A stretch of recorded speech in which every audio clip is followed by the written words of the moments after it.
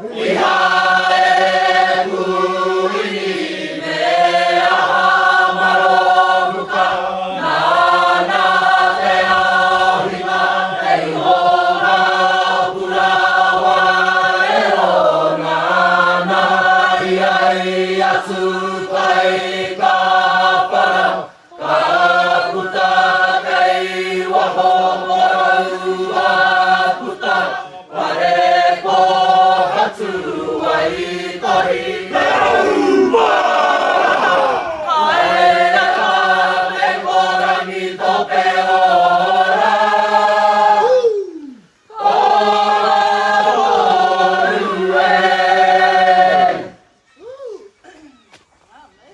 that's the best music I've ever heard in my whole life with that whole thing. We've done it for like 40 years, so Nicky, you fellas, and we're still a few months out, so.